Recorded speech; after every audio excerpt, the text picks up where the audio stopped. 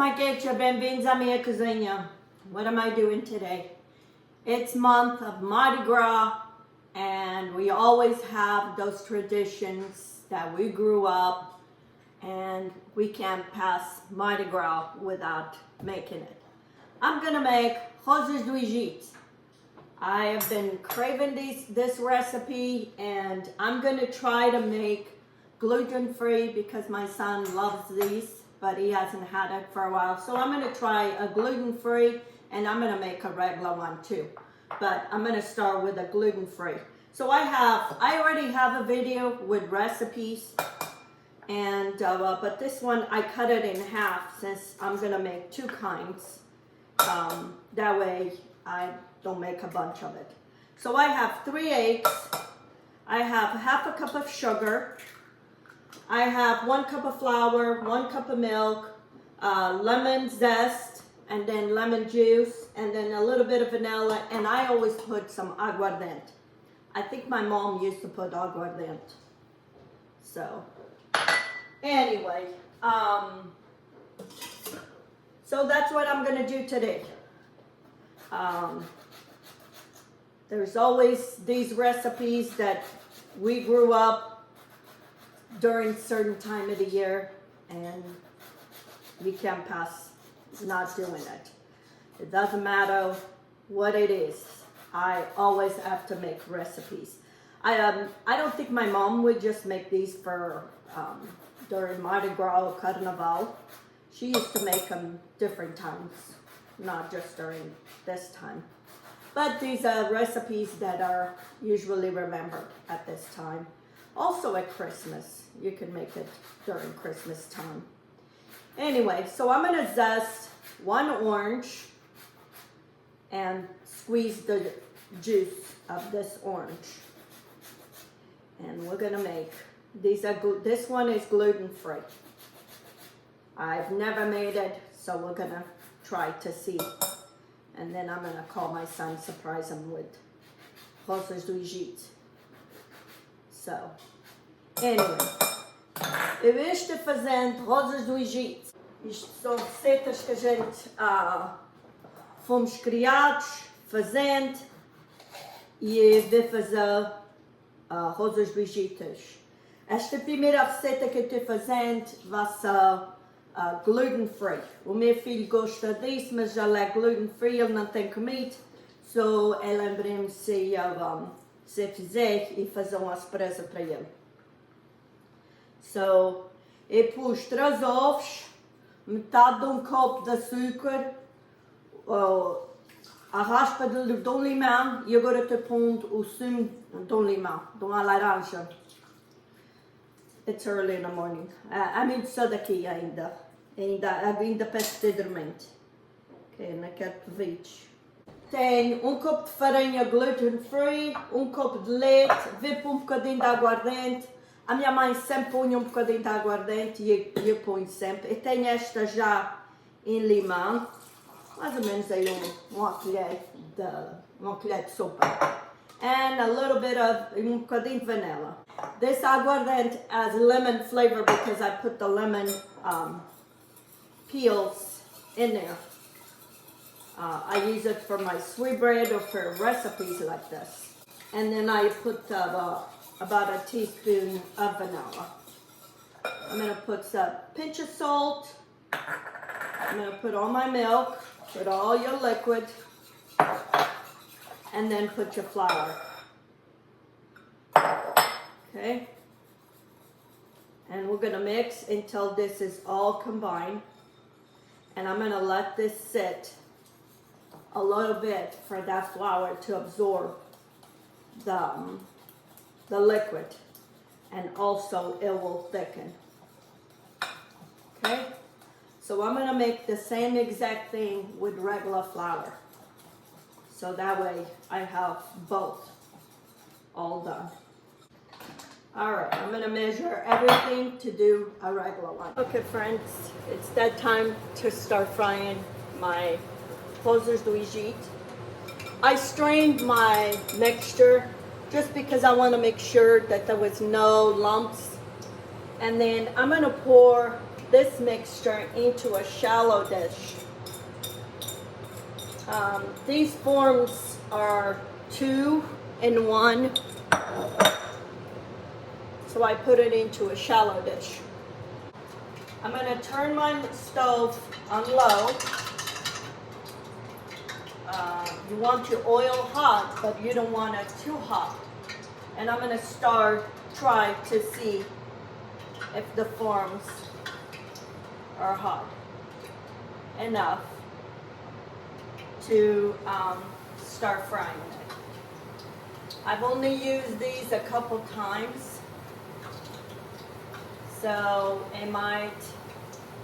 they still might stick. If the forms are not seasoned well, they might stick. I'm going to add a little bit more flour into this because the texture is too thin for me.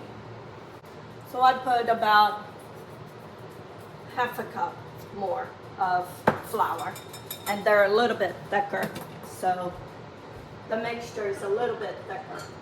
And this is how it is when it's new recipes, new things you're trying. I have done my gluten-free. This is all it gives me. I hate these molds. I'm gonna find for different molds. First of all, the handle is too short. It gets too hot when you're holding. Second of all, I don't like two. It's hard to control. The other thing is these are so short that if you dip this too much in the batter and goes over, they can't come out. I'm gonna look for higher ones and with a longer handle. So I had a hard time doing those. Also, you need this as low temperature as possible, because if you have this too hot, when you go put in a batter, the batter sets too fast and it stays there. It won't grab into the mold. So I moved it to this lower burner for this one, and I'm gonna see if it's gonna make a difference, because that one was too high and they were cooking too fast. No matter how lower, I put it at the lower as possible. So the other thing is I can't set this straight to get the whole mold in. So part of the mold is in, part is not. So if you go look for this in Amazon, don't get this kind. I've seen some that are thick. Some people on YouTube, that are thick, that's what you want. Because that way, you make her a thicker flour. This one is really thin. See how thin they are? That's because the mold is too thin. So it doesn't have enough for the batter to grab. But we'll see. Okay? Let's see how this goes. And then the other thing is, when you get here, shake it. If it's just right, if the oil is right and the mold is right, you should not have no problem for them coming out once you get here. But if the oil is too hot and the mold is too hot, then you're gonna have issues. And then see, once they grab, they're hard to take them out. I already washed these once, and they're still grabbing.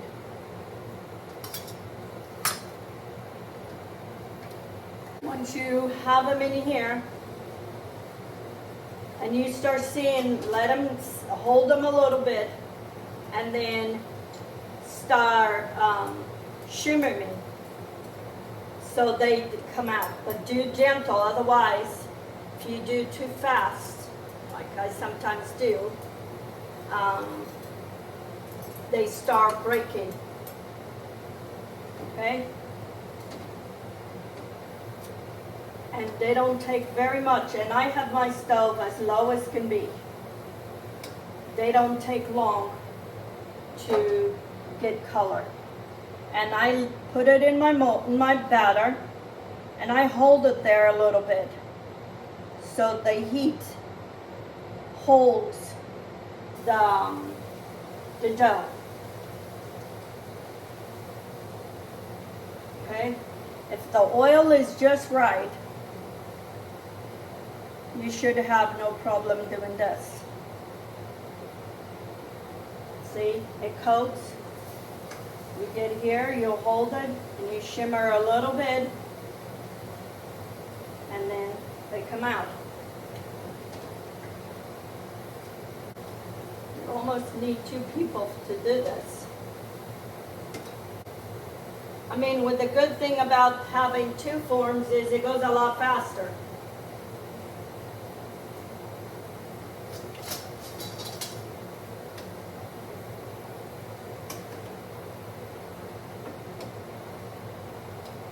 Okay, friend, I am at my last ROSAS do Egito. It's always that way. When you get to the end, that's when you're really getting you're just getting the grip how to do it just right. I put it, when it came to the end, I put it in a smaller bowl, and then to get thicker, and then I put it in, and I'm running out on the oil. I need to add more, but I'm not going to. Once you put it in oil, you'll see, hold it, and you'll see the dough separating from the form. Once you see it's completely separated, then you just wiggle around slowly, and it will come out. Sometimes there's one stubborn corner you might need to pry help with get it out. But I have this as low as possible, and I don't keep my irons too hot. That's the secret. You dip it in there, don't keep it too hot.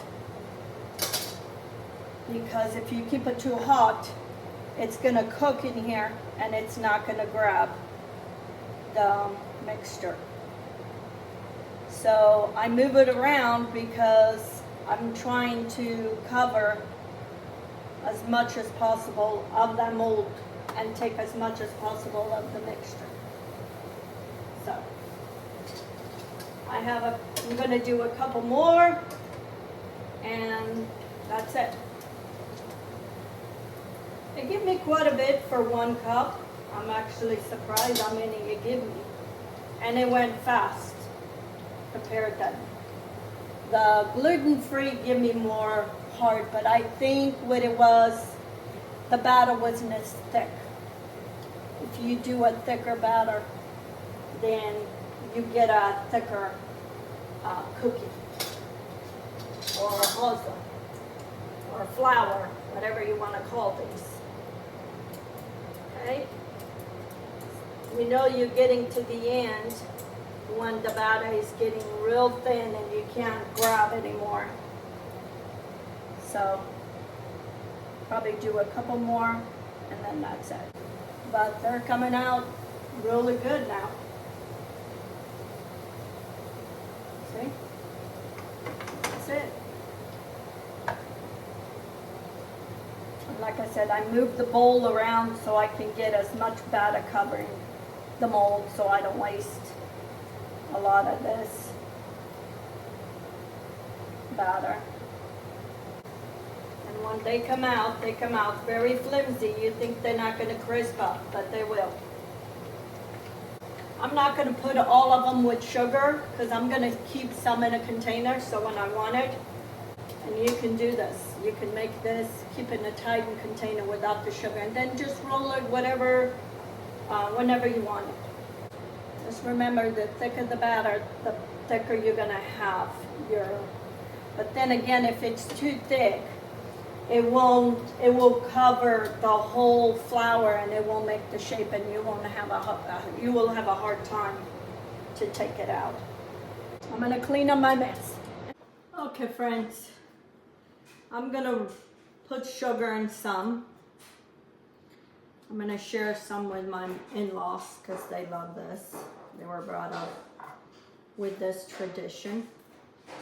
And I'm gonna save some, put it in a container. That way, when I need it, I have it. I already put my son's in a container, so when it comes, it's ready. I don't know where he's at right now, so, but anyway. But these are very delicious. You taste that orange.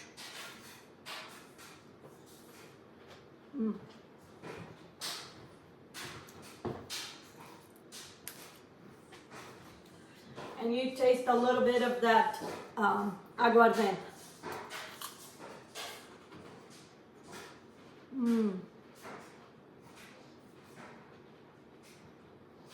And you can even have them just without sugar, or you can put even cinnamon and sugar.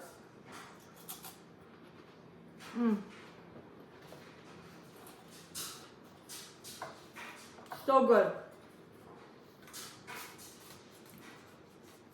Put on the comments if you were brought up eating with this tradition of having ROSAS do Egito during carnival or Mardi Gras, however you call it. This is a tradition that is done during this time. I'll be making some FILHOSES in a couple days. I'm gonna try to see if I can make some gluten-free. My son has asked me if I can try to make some gluten-free FILHOSES, so I'm gonna try that. Probably in a couple days, I'll do that. Anyway, so I'll leave the recipe in Portuguese and in English in the description, so you can try it. Aqui estão as minhas ROSAS do Egito. Elas estão muito saborosas. Tem o gosto da laranja e tem o gosto do aguardente. Levei-me um bocadinho de tempo para dar o jeito a isto, a fazer, porque uma pessoa não faz isto todas as muitas vezes, são umas duas ou três vezes por ano. A forma que eu tenho, eu não gosto muito daquela forma, a forma é muito pequenina, não faz uma boa rosa do Egito. Uma rosa do Egito fica muito fininha. E se a gente fizer a massa mais grossa, a rosa do Egito vai ficar fechada, não vai ficar parecendo bem. So, eu fiz gluten free, já pus aqui nesta lata para o meu filho. E estas eu vou dar algumas aos meus sogros, que eles gostem disto. E o resto eu vou pôr numa lata ou numa container com tapados, ou quando eu quiser alguma coisa, doce, até. So, eu vou deixar a receita em português e em inglês na descrição. Vai procurar, minhas receitas estão todas na descrição. E se há alguma que não está em português, é porque eu não pude traduzir. So, mas a maior parte delas eu ponho em português e em inglês. Okay, friends. I hope you give it a try of this. Leave me in the comments and share your pictures if you make it.